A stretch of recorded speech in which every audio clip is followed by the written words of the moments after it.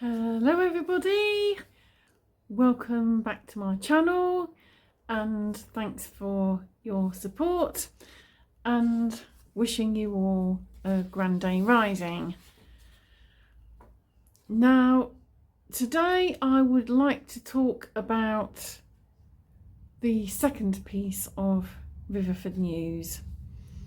It came with my veg box last Friday. This is a regular newsletter and I think it's really good.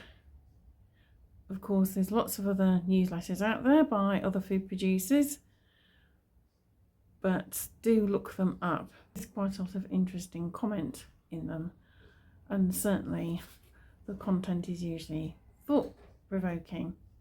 So this is called Wisdom to Live By, Food in Shocking Times. Tim Long is Emeritus Professor of Food Policy at City St George's, University of London, and author of Just in Case, a report on civil food resilience for the National Preparedness Commission. For over 2 years, I've been investigating whether the UK public is prepared for shocks to the food system. Interviewing people up and down, inside and outside the state, those with big powerful interests and small scale ones. You might think this is a simple matter. Either the public is or isn't prepared. Not so. It depends on what shock comes. Experts are troubled by the potential for polycrises, shocks coming all at once or one after another. I found little public preparedness for that. Now, very recently, I think it was in the last week or two, the government themselves have been saying we need to be prepared. There could be several weeks where there's not much food. Well, some of us have been saying this for a long time, but as per usual, we are wearing tinfoil hats. And now it comes into play. Now, as you know, I'm a big prepper. Do you prep? I'd be interested to know.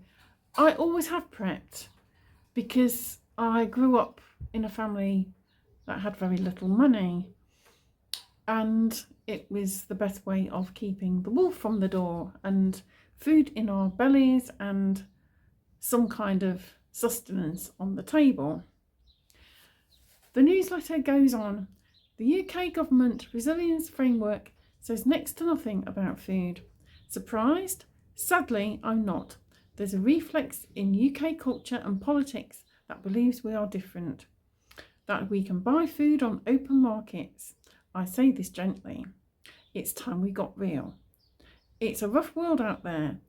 You might also think that you're okay. You keep some stores, get your food from Riverford.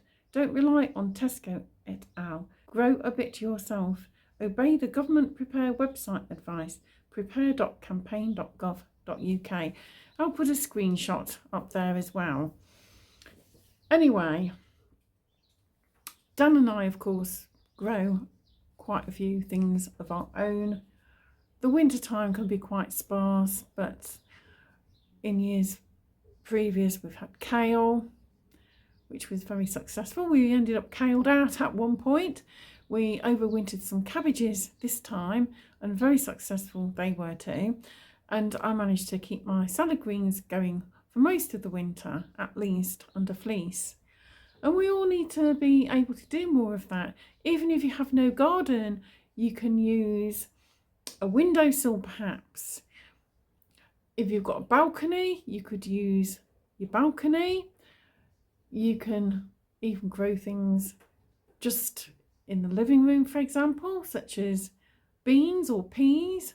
They will grow indoors. Whatever you can, no matter how little or how much, it's well worth a go, and it's fun as well, and the food tastes so much nicer, but then I probably don't need to tell you that. Anyway, the article then says, now think about that at national or regional or community scale. It suddenly becomes much more complex, i.e.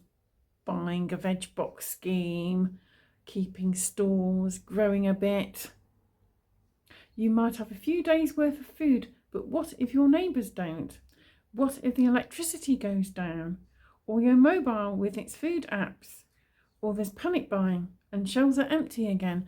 Well, I have good stocks of flour. I bake my own bread, and we have tins. We've probably got enough for about 3 months worth of food. Don't remember as well to have water. We have a water butt. We also have a generator. We bought one recently, a few months ago now, because I could see the way things were going. It wasn't cheap. It cost me over £300, but it's going to come in useful. If you have a big enough vehicle, so you've got a camper van or a bigger car, you could think about getting a Bluetti or something of that nature. There's various things we can do anyway, and we managed before without mobiles. We would manage again. I personally don't use food apps. We do what we each can and ought to do according to our circumstances, and it's better to do that than nothing at all.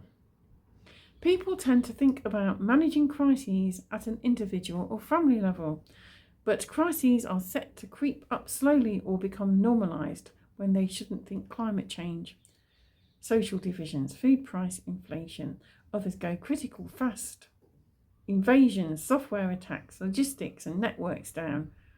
These also affect food.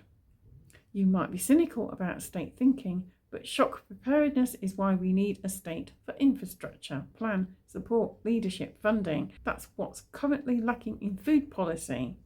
I take heart from good things going on up and down the country, often despite the lack of funding and support. Community gardens, people auditing community assets, towns creating food councils and food neighbourhood watches.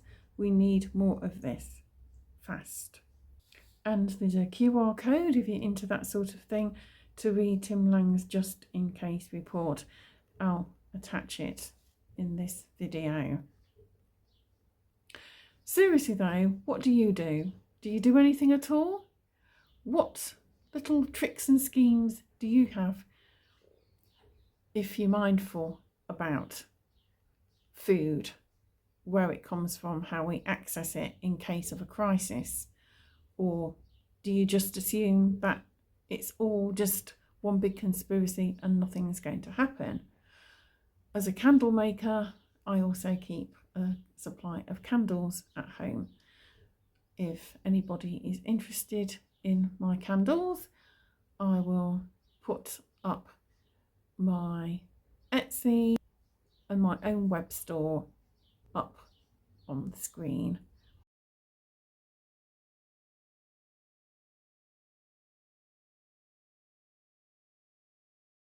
I do take commissions. That aside, I think the time has come where we really do need to think more about what we're going to do if we have some kind of food and or power crisis. Remember earlier in the year we came perilously close to a national situation with regard to our electricity and gas supplies, because we import up to 70% of our power. You can go and watch my podcast on my other channel. I will append the video to this video so you can go there easily. It's also on my Rumble. And let me have your thoughts anyway about your situation and your views. Even if we don't agree, then it's nonetheless good to have a debate. Please like, share, comment and subscribe, and ding the notification bell. And I thank you for watching and see you again soon for the next one. Until then, bye for now.